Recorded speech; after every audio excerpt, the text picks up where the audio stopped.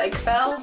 She's the Disney princess that reads, that's pretty cool. But she's not my favorite character from Beauty and the Beast. Definitely that crown goes to Mrs. Potts. Think about it. She's a little old lady. We see her at the end of the film, but she will scald you with boiling water if you invade her home. Today, we're doing something in tribute of Mrs. Potts because Disney does hardly any merchandising of her, even though she's this awesome character. Here's what we need. Matte shrink film, which turns white once you bake it. Very useful when we're working with mostly white characters. Trusty Scissors, or a box cutter. Coloring tools of your choosing. I use Sharpies. Your favorite glaze. Chain that you like. I used a gunmetal one and then a thinner copper one. Both of them were by Blue Moon. Adhesive. I use E6000 because it's industrial strength. Jewelry clasps. I like the swivel kind. A pair of needle nose pliers and wire cutters. House pliers work fine for this. Jump rings or some wire and a round object like a pen. I used 18 gauge wire and that pen you see right there. First things first, make a test swatch. It sounds silly, but some colors that look absolutely beautiful on your test swatch will end up looking like that once you bake them. Pick out the colors you want and get rid of the colors you don't. This is the template that I made and it will be available over on the blog.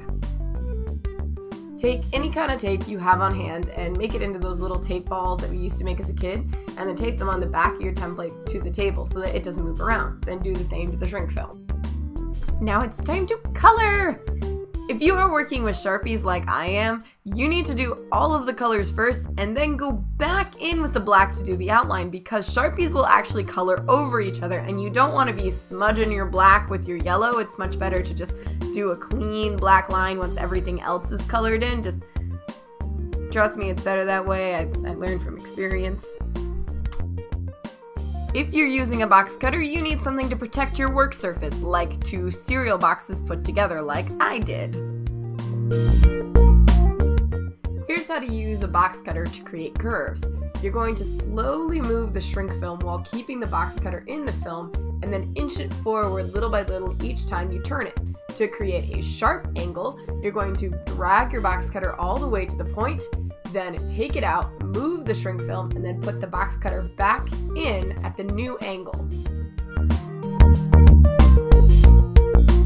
Once you've got around the outside, carefully take them out. Don't be afraid to use your blade. And then do any little touch-ups you want, whether taking a little bit more off or dragging a marker around the edges to make sure that they're still nice and black and have a nice thick line.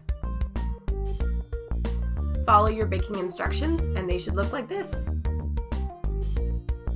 Alright, now it's time to seal in that color. I'm using Mod Podge Dimensional Magic because I'm using Sharpies, but if you're using like regular water-based markers, feel free to use nail polish because it's cheap and you might have it anyway. Now, I like Mod Podge Dimensional Magic, but it should be noted it does not stay glossy. It actually gets wrinkly, which I like for these 2 characters, but just for note's sake. As you can see, I use both the tip of the Mod Podge dispenser and a pin to make sure all the air bubbles are out and it's nice and evenly dispersed across the surface. Place Mrs. Potts where you want her to go on your neckline, and then take the chain from her upper handle and drag it all the way to the center back of your neck, adding a couple of extra links for margin of error. Then clip the chain there. Repeat for the other side. You should get 2 uneven lengths of chain. Take your jump rings and attach them to the end of the chains.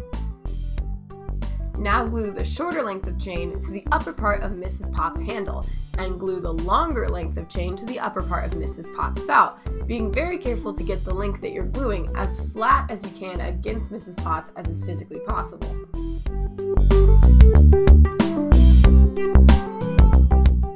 Glue the copper chain to vaguely the middle top of the chip.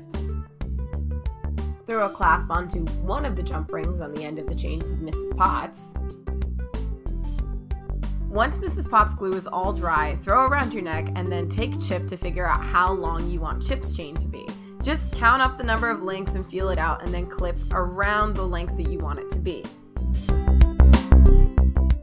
In order for Chip to lay flat and facing the right direction, you want to make sure that there's an odd number of links on Chip's chain, including the one that's glued to him and the one that's glued to Mrs. Potts. Glue Chip on right next to the black link that is glued to Mrs. Potts' upper spout, so he's going to go on her lower spout. Make sure you're keeping the orientation of the links, and then just go ahead and stick them right on.